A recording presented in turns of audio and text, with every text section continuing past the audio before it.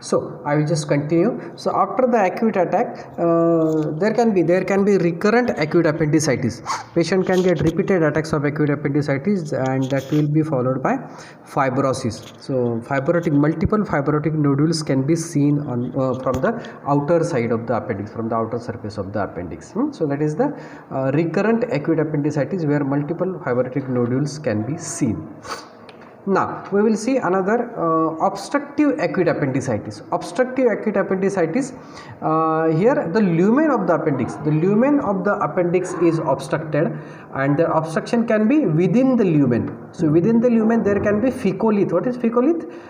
Thickened fecal material. Fecal material, the fecal material that has entered from cecum into the lumen of the appendix will get thickened and will obstruct the lumen mechanically. Another is foreign body.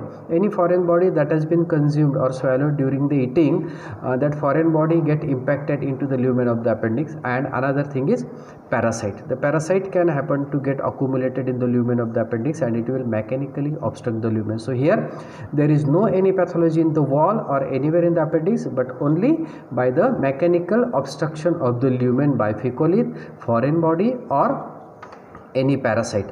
Any parasite, you know, which causes the or which is having its natural habitat in the appendix, that is Enterobius vermicularis. So Enterobius vermicularis can get accumulated in large number in the lumen of the appendix and will cause mechanical obstruction to the lumen.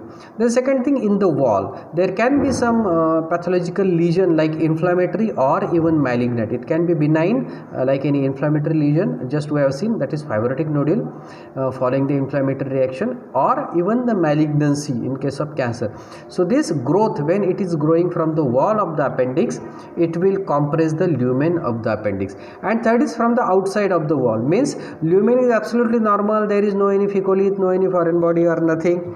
The wall is also normal, the appendix is not having any inflammatory lesion on the wall, but the appendix can be compressed from outside because of some adhesions nearby.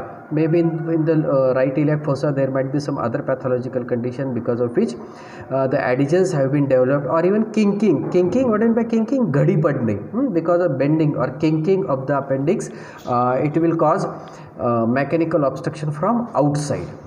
So what will happen because of mechanical obstruction, either from lumen, wall, or from outside? The gangrene will occur to the distal part of the appendix. The point where the obstruction has occurred, mechanical obstruction has occurred, the gangrene will occur to the area distal to the appendix, distal to the obstruction, will occur within 12 to 24 hours.